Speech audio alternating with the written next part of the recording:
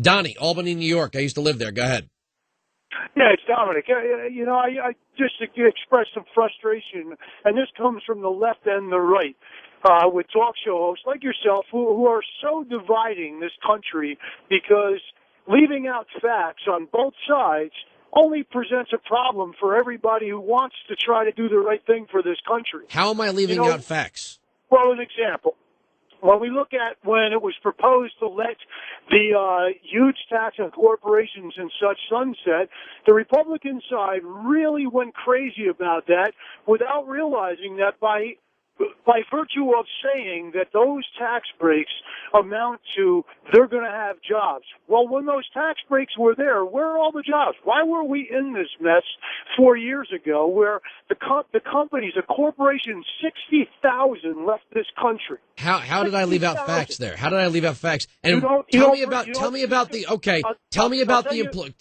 employment that the stimulus created. What I'm telling you is that tell me about this. Tell me about the opposite of that, which is tax increases, government spending, stimulus packages. Tell me what that produced. The stimulus package basis, the whole broad basis, started with George Bush. It was created. I'm sorry, sir. Is that not no, true? The stimulus package was written in secret by Democrats and passed by Democrats. That's not true. No, it is true. That's not true. That is true. The stimulus package was not created by George Bush.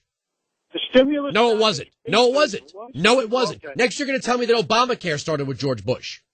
No, it didn't. And I'm as frustrated with you with Obamacare.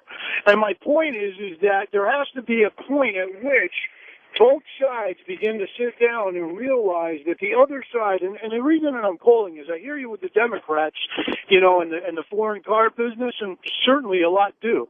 I work with a tremendous amount of Republicans. I ride a motorcycle. 99% of them ride Japanese motorcycles. But they're not the ones complaining about the free market. Are.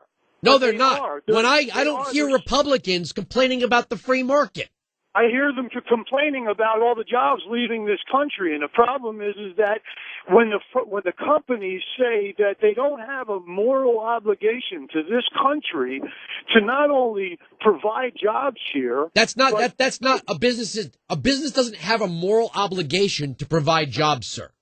Well, I think that a business, that a corporation, when you look at the free market, if you really want to value the free market, then we need to have a commerce trade in place that you can't even get the commerce secretary to drive an American car, sir.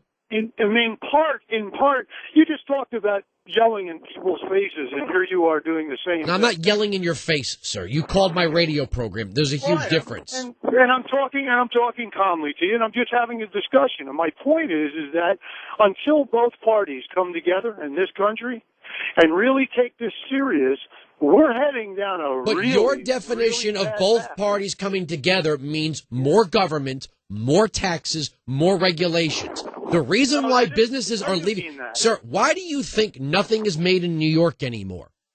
Because businesses, corporations are making the decisions to leave this country. It's their business.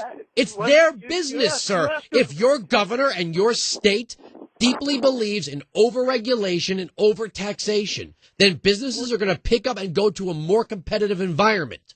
On a federal level, the environment for business since the Bush administration or the Reagan administration, with a lot of the corporate tax breaks, which I agree with, in part I agree with those, have presented some of the best opportunities this country has ever offered corporations, except that when you look at a country like China, who has 1.5 billion people and can produce something at a fraction of the cost, the business conglomerates, the people that are at the top making decisions are saying... Yeah, but again, you're missing the point. You're missing the point of the free market. If you look at Apple, which wholly produces their stuff in China, you don't see Democrats, by and large, turning their back on Apple. My point Don't buy the product then. If you don't like it, hold on. Donnie, if you don't like a business's product, thank you for the call, don't buy it. If enough people don't buy it, that company will either change its strategy or go out of business, and somebody else will rise up to take their place.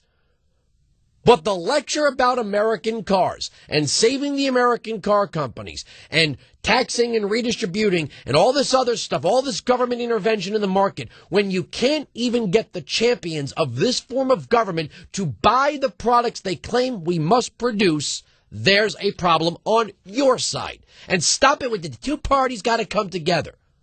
Translation, I want more big government because I think a bigger government, if it pushes people around enough, will do what I say.